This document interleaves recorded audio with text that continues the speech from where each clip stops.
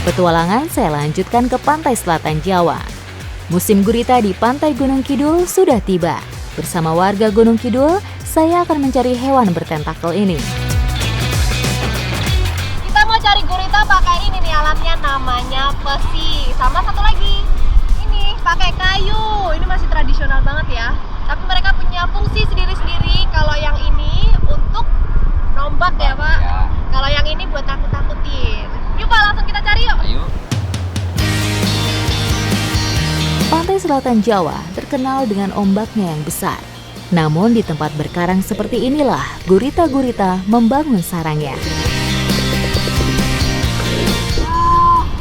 Lokasinya lumayan ekstrim. Dia tuh ombak di belakang cukup besar. Bapaknya udah sampai situ tuh.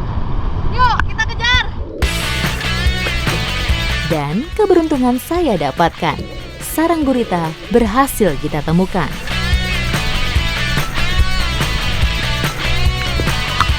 Wah, dapat. Panik banget. Tadi udah mau kabur ya, Pak? Iya, tetap. Nih, jenis guritanya tuh gurita malam karena dia tidak mengeluarkan tinta. Kalau gurita siang dia keluarin tinta buat bentuk perlindungan dirinya. Gurita biasanya memiliki perlindungan diri berupa tinta, menyamarkan tubuh, atau memutuskan lengan-lengannya.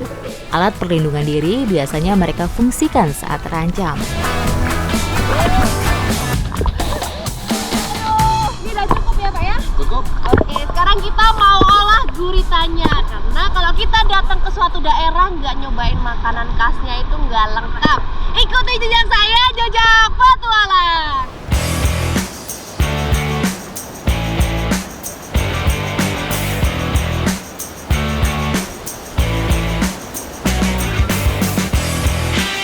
Warga Gunung Kidul memiliki olahan spesial dengan bahan dasar gurita. Dan cara masaknya pun sederhana, menggunakan sayuran mentah dan bumbunya pun cukup bawang putih, cabai, garam, dan jeruk dan juga kelapa. Nih, airnya udah kemerengseng. Kalau orang sini bilang kemerengseng ya, Bu. Kemerengseng tuh mendidih. Iya, jadi waktunya dimasukin ya, Bu. Aduh. Ini berapa lama nih, Bu, direbusnya? Tutup ya, Bu. Ini ditunggu berapa lama, Bu? Ya nanti secukupnya, Mbak. Setelah matang, gurita langsung kita angkat. Dan kita potong kecil-kecil guritanya agar mudah saat dimakan. Cipin ya, Bu? Ya, boleh. Enak. Enak. Kalau rasanya tuh nggak usah ditanya lagi. Wes pasti enak ya, Bu. Gurita kemudian kita campur dengan sayuran mentah seperti wortel, tauge, dan kacang panjang.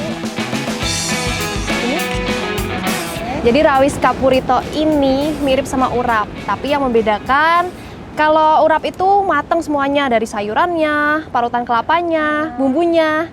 Tapi kalau rawis semuanya mentah.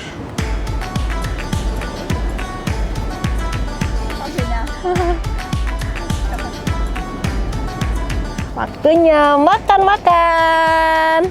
Aduh, aromanya udah menggoda banget nih.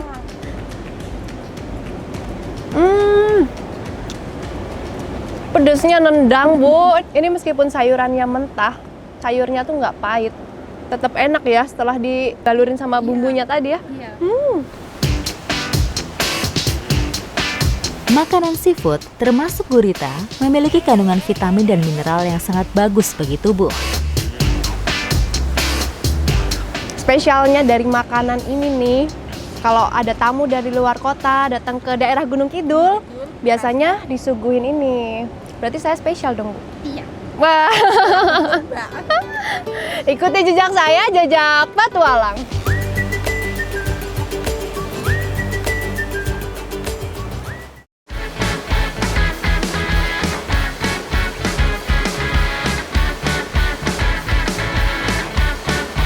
Salah satu bentang alam lereng Gunung Lawu yang untuk saya jelajahi adalah aliran sungainya. Airnya segar, bersih, dan banyak biota yang bisa diambil manfaatnya. Jadi hari ini saya mau bernostalgia ditemenin sama Mbak Kasmi, sama Mas Gatot. Kita mau cari salah satu ikan yang ada di pinggiran sungai. Jadi waktu kecil dulu saya sering tuh cari ikan ini nih. Nanti ya kita lihat ya. Ikuti jejak saya, jejak petualang. Ikan buruan kami kali ini berukuran cukup kecil. Paling besar cuma bisa tumbuh sepanjang 5 cm saja. Dapat. Ini nih yang kita cari, namanya ikan cetul. Ikan cetul tuh adanya di pinggiran sungai yang airnya tenang, terus di kedung-kedung gitu ya Mbak ya? Iya, Mbak. Ikan cetol atau terkenal dengan nama ikan cere, dulunya merupakan ikan asli Amerika Tengah dan Selatan. Keluarga ikan gapi ini masuk Indonesia pada era tahun 1920-an. Nah gitu tuh, ikannya tuh adanya di pinggiran tuh. Dikorek-korek sama mbaknya. Dapat Mbak? Nah tuh kan dapat. Coba lihat. Oh dapat udang juga nih.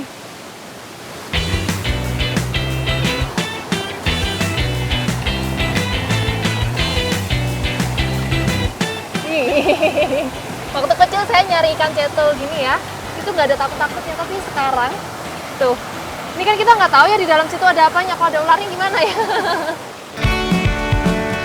Alat yang kami gunakan ini namanya ikrak, anyaman bambu yang serupa dengan pengki. Ikrak yang berbentuk lengkung di kedua sisinya cukup ampuh buat nangkap ikan-ikan cetol. Ada nih ikannya nih. Kalau ada di permukaan ngapain nyari yang di bawah-bawah batu ya, kan harus ngorek-ngorek susah. Ini aja nih langsung hajar. Ini harus pelan.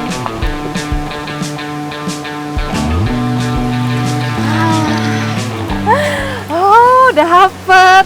Tuh, walaupun nggak banyak nggak apa-apa. Saya mah yang penting dapet dulu aja udah seneng. Untuk bisa dapat ikan cetol memang butuh kesabaran. Harus ngumpulin sedikit demi sedikit. Dapat lagi kan?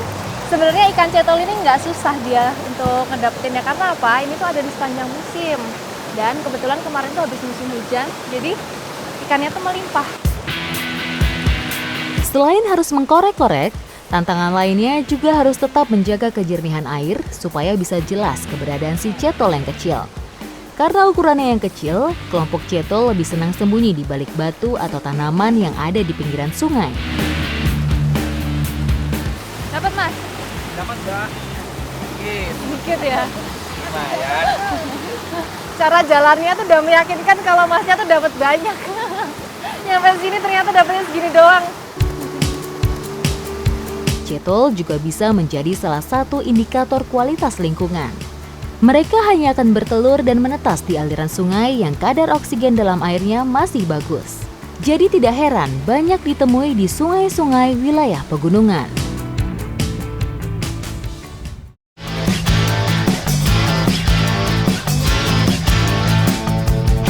Selama ini saya taunya ikan cetol itu biasanya digunakan untuk pakan entok, pakan lele, tapi ternyata bisa diolah ya. Iya.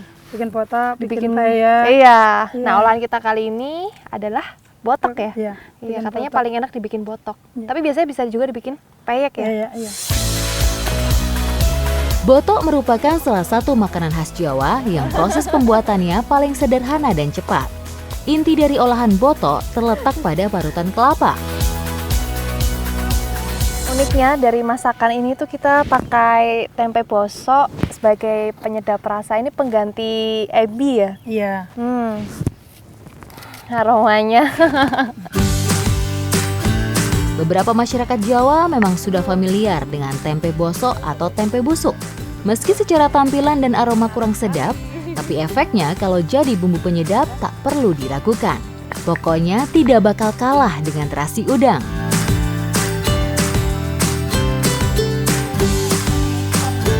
Dan enaknya kalau ngolah ikan yang kecil-kecil nih nggak perlu dibeteti ya. Iya. Nggak perlu Langsung. dibuang kotorannya, jadi langsung dicampur gini. Terus sekarang dibungkus pakai Dibungkus, daun ya. ya. Setelah masuk proses pengukusan botok, tinggal nunggu sampai matang. Seperti saya bilang tadi, tidak butuh waktu lama untuk membuatnya matang. Aroma aromanya. Enak. Nih, daunnya warnanya udah berubah tuh. Aromanya juga udah enak. Artinya udah waktunya dimakan ya. Iya. Oke, yuk turunin yuk.